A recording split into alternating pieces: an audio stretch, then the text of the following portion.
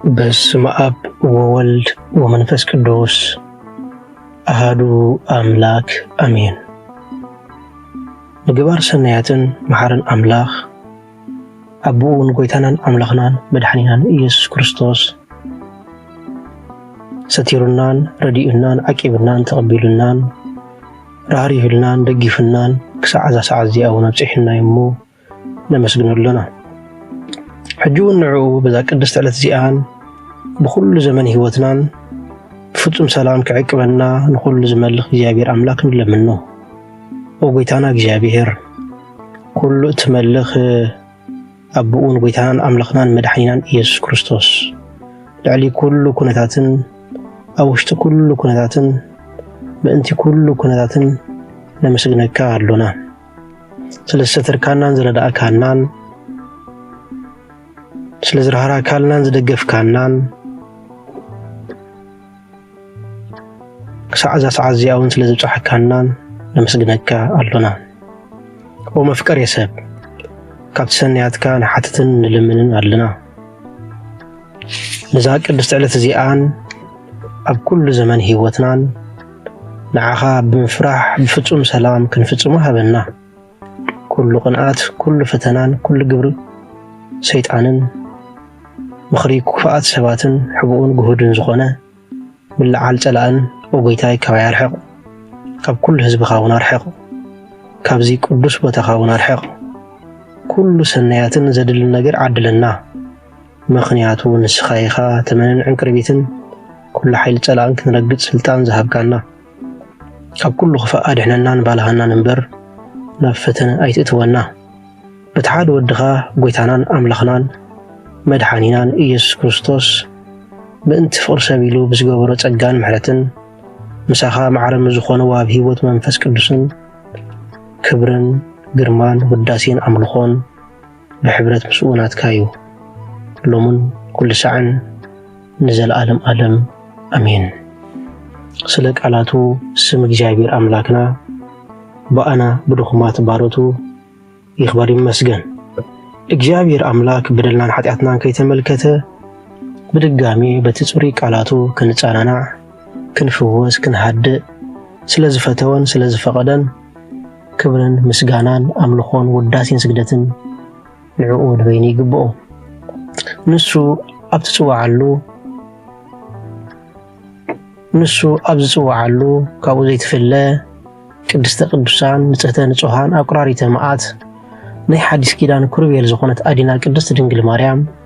ነቲ ኣማናዊ ዝኾነ ምግቢ ህይወት ነቲ ኣማናዊ ዝኾነ መስተ ህይወት ስለዝሃበትናን ዝወለደትልናን ወዳ ጎይታናን ኣምላኽናን መድኃኒናን ኢየሱስ ክርስቶስ ብዘኽብራን ብዘፍቀራን መጠን ክብሪ ምስጋናን ይኹንና። ኩሎም መላእክት፣ ነቢያት፣ ሐዋርያት፣ ጻድቃን፣ ሰማዕታት እግዚአብሔር አምላክ ብዝሃቦም ክብሪ ማዕርግን ይኽበሩን ይመስገኑን። ዝኸበርኩም ህዝበ ክርስቲያን ከመይ ኣለኹም? ከመይ ቀኒኹም? አሜን። ስሙ ትልኡልን ሕያውን ዝኾነ እግዚአብሔር አምላክና በአና ብድኹማት ባሮቱ ይኽበር ይመስገን። እግዚአብሔር አምላክ በደልናን ኃጢአትናን ከይተመልከተ ብቃላቱ ክንጻናናዕ፣ ብቃላቱ ክንፍወስ፣ ብቃላቱ ክንሃድእ ስለዝፈተወን ስለዝፈቀደን በድጋሚ ክብሪ ምስጋና ንዕኡ ይኹን። ናይ ሎሚ መዘራረቢ ኣርእስትና ኣብ ወንጌል ማቴዎስ ምዕራፍ 16 ፍቕዲ 24-25 ዘሎ ሃይለ ቃል መሰረት ብምግባር ክንመሃር ኢና። እግዚአብሔር አምላክ መንፈስ ቅዱስ ትምህርትና ይግለጸልና። እቲ ሃይለ ቃል ከምዚ ይብል። ሽዑ ኢየሱስ ንደቀ መዛሙርቱ በሎም ንህይወቱ ከድሕና ዝደሊ ከጥፍኣ እዩ።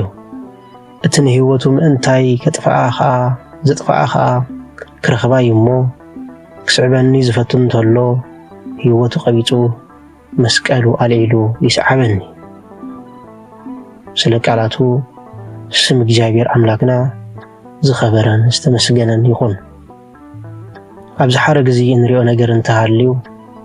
ምእንቲ ክርስቶስ ኢልና እንገብሮም ኩሎም ፈተነታት ምእንቲ ክርስቶስ ኢልና እናሕልፎም ኩሎም ነገራት ህይወት እንረኽበሉ ድሕነት እንረኽበሉ መሰረታዊ ትእዛዝ ናይ ክርስትና ምዃኑ ክንገንዘብ ይግባአና። ስለዚ ክስዕበኒ ዝፈቱ እንተሎ هيوتو قبيتو مسكالو العيلو يسعبني يبلنا فقرات أحوات أحاتن لومي نمهارو زلنا عبي مستيري إذن نمهارو زلنا بزعبا ملكت زي كونس بزعبا سلمات زي كونس انتهي دقا بزعبا مستير هيوتن موتن مسكالني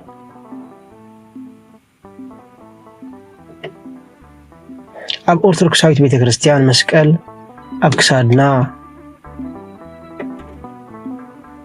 إن أسرة رايح يكونن مسكال إن لبسة رايح يكونن مسكال بتقبارون إن حلفوي مسكال موتشو أيكونن وجناتي مسكال تفتاوي أيكونن مسكال مسواتيو بزي مسكال لما تنسعي يلن سلازنتي أب أنقتنا ويكا أب كسادنا زأسرنا يا مسكال بقبر دما كنا تقبرو يقبان أم مسكالنا ناي مأسارنا مستير ملكتنا كخون كله نتي بكرستنا أبي لزمتنا كل فتنة عتدما فيتني فيتكن قطبو مخاننا زأتنا يوم مبزعة زأتنا يوم الكيداني قلتنا المدحنا يسوع كريستوس أبزي معراف زي ويكا أبزي تقصزي مسكالو العلي زلزلو مسكالة يا يبلن نوسوا كفسبنا جزاء رسو مسكال الله سلازي مسكالنا خان العلي قبأنا تي أبي وزمتنا فتناتات بإمنة بصنعات بتسفان كنحلفو يقبأنا النفس وكفنا استوهبنا مسكال الله قالينا حمام تسكمنا ننبر قالينا بخدعات بتلمت أبزاي وتزيان ننبر قالينا دخلنا تسكمنا ننبر قالينا حبوء منفساوي وقع حزنا ننبر قالينا فتنان دخامن حزنا ننبر سلزو وقناتي إذ كله مسكالي إذا مسكال زدما ندحلتنا استدالوي وقناتي نذكر انت خوينا قويتانا مدحنا يسوع كريستوس بزمن سقاوي او أبزنا برلو اوان نبزحات لمجعماتن نبزحات عوراتن كم زفوسن فلتينا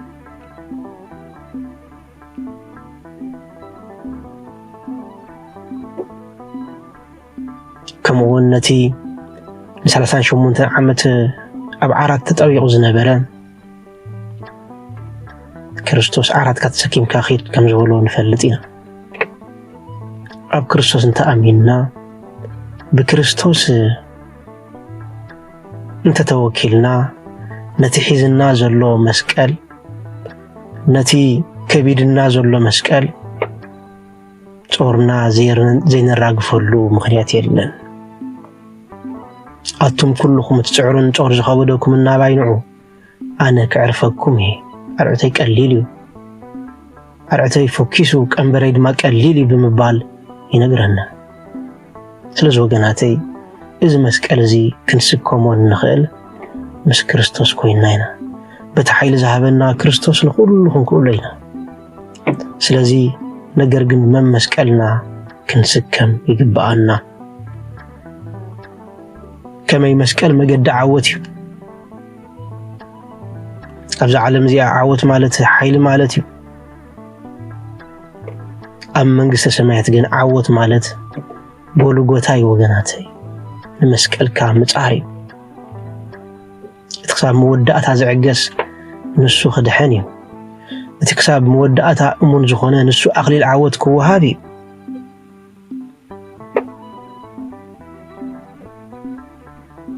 أم مسكال كريستوس تسعري يمثل نبرة كم تياب قدام من الأختي نفسه قرنطوس تتعيف زلو بحدا ቁጥር 18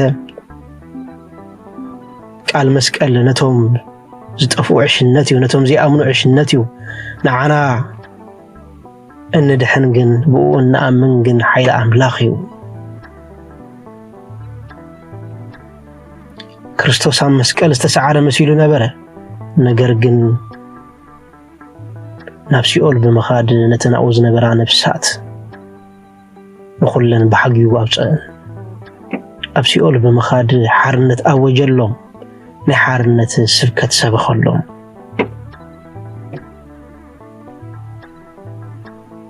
ስለዚ መስቀል ሓይሊ ኣምላኽ እዩ መብዛሕቲና እንብርትዕ ምስ እንደክም እዩ ከምቲ ሐዋርያ ቅዱስ ጳውሎስ ኢልዎ ዘሎ ኣነ ዝሕይል ምዝደክም ኢሉ ስለዚ መስቀል ሓይልና ይወገናት እዩ ዓለማዊ ሓይሊ ዘይኮነስ መንፈሳዊ ሓይሊ እዩ መከራኻ ብእምነት ክትጻወርን ከለኻ መስቀልካ በተስፋ ክትጻወርን ከለኻ መከራኻ በትዕግስቲ ክትጻወርን ከለኻ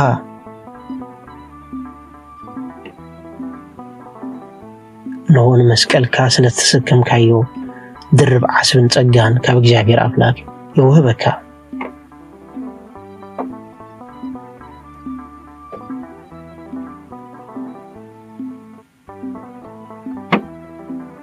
ኣካላትካ ኣብ ዝደኸመሉ ግዜ ክትጸውም ከለኻ ልብኻ ኣብ ዝደረቐሉ ግዜ ክትጽልን ከለኻ ነቲ ኣረጊት ሰብነትካ ትቐትሎ ሓድሽ ሰብነት ድማ ትረክብ ስለዚ ትንሣኤ ኣብ ውሽጢ ልብኻ ስለዝጅምር ትንሣኤ ክርስቶስ ኣብ ውሽጥኻ ስለዝጅምር ነቲ መስቀልካ ገዲፍካ ነትንሣኤኻ ተብዕሎ ነቲ መስቀል ረሲዕኻ ነቲ ትንሣኤኻ ትዝክሮ ወገነይ ስለዚ ኩላትና መመስቀልና ክንስከም ይግባአና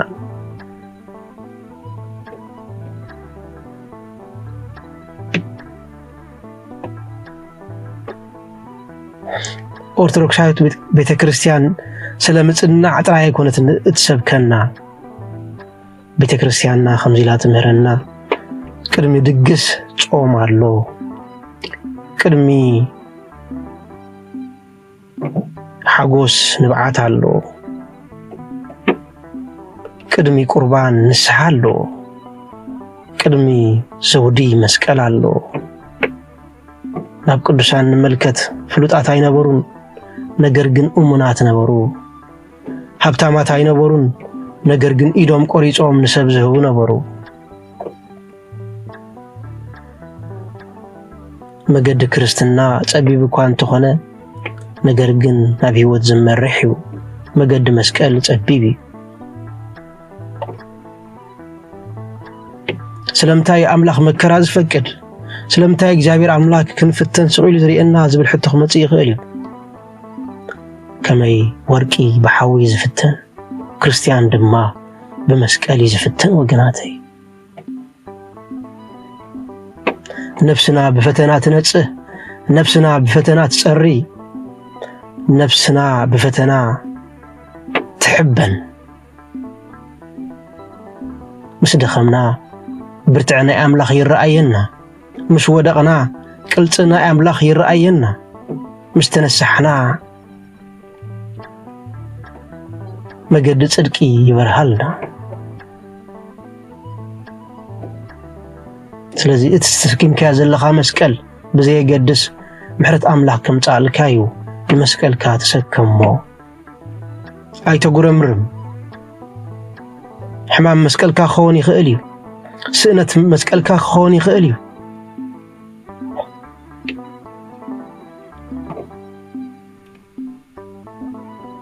حبو منفساوي قالسي مسقلكا كخوني خيليو حبو قسلي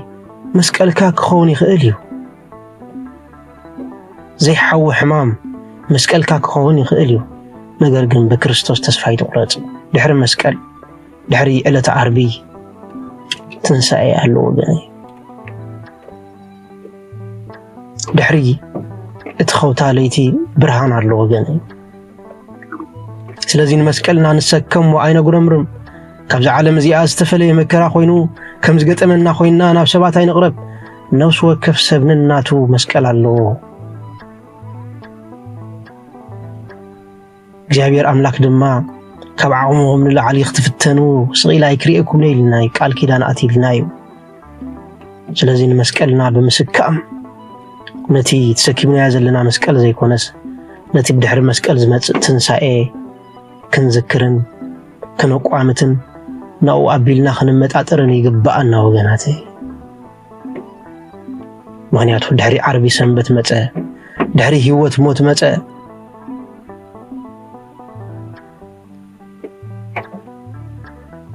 ወከምቲ ወንጌል ዮሐንስ ምዕራፍ 11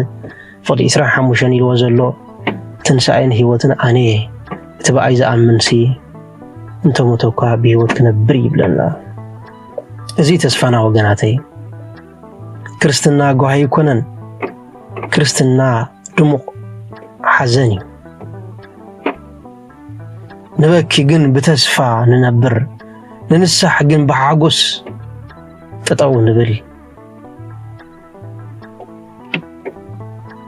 መስቀል ተሰኪምና ኢና ግን መቃብር ባዶ ይኸውን ስለዚ ፍትወይ ካብ መስቀልካ ይትህደም መስቀልካ ሕቆፎ መስቀልካ ሰዓሞ